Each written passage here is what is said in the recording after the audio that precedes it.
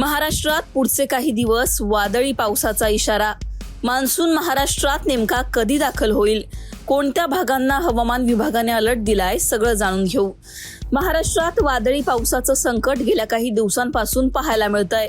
उन्हामुळे अंगाची लाही होत असताना पावसाची एंट्री दिलासादायक जरी असली तरी शेतकऱ्यांचं मात्र या पावसामुळे नुकसान झालंय। मान्सून पूर्व पाऊस सध्या महाराष्ट्रातील जवळपास सगळ्याच जिल्ह्यांमध्ये हजेरी लावताना दिसतोय। पुढचे काही दिवस हवामान विभागाने काही जिल्ह्यांना वादळी पावसाचा इशारा दिलाय। ज्या विदर्भात उष्णतेचा रेड अलर्ट होता त्या विदर्भात सुद्धा पावसाचा इशारा हवामान विभागाने दिलाय। सध्या मान्सूनची काय परिस्थिती आहे ते सुद्धा जाणून घेऊ। सॅटेलाइट इमेजनुसार अरबी समुद्रातील चक्राकार वाऱ्यांची स्थिती कायम असून यामुळे मान्सूनला केरळमध्ये दाखल होण्यास अडचणी निर्माण होत आहेत। हवामान तज्ज्ञ होसाळीकर यांनी नेमकी काय माहिती दिली आहे तेही जाणून घेऊ। ते म्हणाले, IMD मॉडेलनुसार 6 ते 8 जून दरम्यान कोकण त्याचबरोबर महाराष्ट्राच्या घाट भागात पावसाच्या प्रमाणात वाढ होण्याची शक्यता आहे। त्याचबरोबर केरळमध्ये मान्सून अजून सुरू झालेला नाहीये। IMDच्या अंदाजानुसार येत्या 3 ते 4 दिवसात पावसासाठी अनुकूल अशी परिस्थिती तयार होईल आणि मान्सून केरळमध्ये दाखल होईल असं त्यांनी म्हटलंय। आता मान्सून पुढच्या काही दिवसांमध्ये केरळमध्ये केव्हाही दाखल होऊ शकतो असा अंदाज आहे। एकदा का मान्सून केरळमध्ये दाखल झाला की मग महाराष्ट्रात यायला त्याला उशीर लागत नाही। हवामान विभागाने जारी केलेल्या मॅपनुसार नैऋत्य मोसमी वाऱ्यांनी म्हणजेच मान्सूनने अरबी समुद्र, बंगालचा उपसागर, कोमोरिन क्षेत्र या भागांमधून आगेकूच केली आहे। हे सगळं जरी असलं तरी भारताच्या सीमेलगत येऊन मान्सून थांबलाय। त्यामुळे केरळमध्ये मान्सून केव्हाही दाखल होऊन पुढे महाराष्ट्रात तो त्याचा प्रवास सुरू करू शकतो। आता हवामान विभागाने पुढचे काही दिवस कोणत्या भागांना अलर्ट दिले ते सुद्धा जाणून घेऊ। 31 तारखेला महाराष्ट्रात, उत्तर महाराष्ट्र त्याचबरोबर विदर्भ आणि मराठवाड्यातील काही जिल्ह्यांमध्ये वादळी पावसाचा ऑरेंज अलर्ट आहे।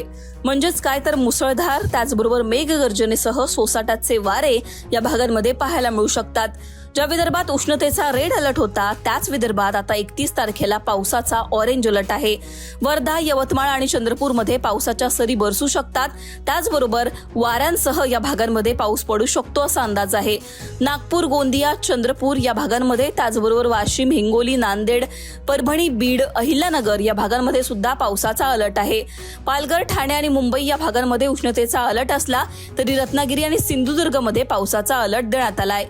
1 जूनला विदर्भामध्ये गोंदिया आणि भंडारा या भागांमध्ये वादळी पाऊस असेल तर धुळे, नाशिक त्याचबरोबर जालना, संभाजीनगर या भागांमध्ये मेघगर्जनेसह पाऊस पडू शकतो असा अंदाज आहे।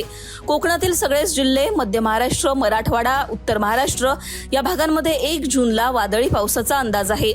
1 जूनला महाराष्ट्रातील जवळपास सगळ्याच जिल्ह्यांमध्ये पाऊस पडेल असा अंदाज वर्तवण्यात आलाय। 2 तारखेला सुद्धा विदर्भामध्ये नागपूर, गोंदिया, भंडारा, चंद्रपूर, गडचिरोली या भागांमध्ये पावसाचा अलर्ट आहे। तर दुसरीकडे उत्तर महाराष्ट्र, कोकण, मध्य महाराष्ट्र, विदर्भ, मराठवाड्यातील जिल्ह्यांमध्ये सुद्धा 2 तारखेला पावसाची शक्यता वर्तवण्यात आली आहे। पुढचे काही दिवस उष्णतेच्या लाटेचा इशारा कोणत्याच जिल्ह्यांमध्ये दिलेला नाहीये। 3 तारखेला सुद्धा गोंदिया, वर्धा, चंद्रपूर, गडचिरोली या भागांमध्ये पाऊस असेल। त्याचबरोबर कोकण, उत्तर महाराष्ट्र, मध्य महाराष्ट्रातील जिल्ह्यांमध्ये सुद्धा पावसाची शक्यता वर्तवण्यात आली आहे। मान्सूनवर आपली नजर असणारच आहे, पण तुमच्या भागात सध्या काय परिस्थिती आहे, तिथे कशा प्रकारचं वातावरण आहे, कमेंटमध्ये सांगा।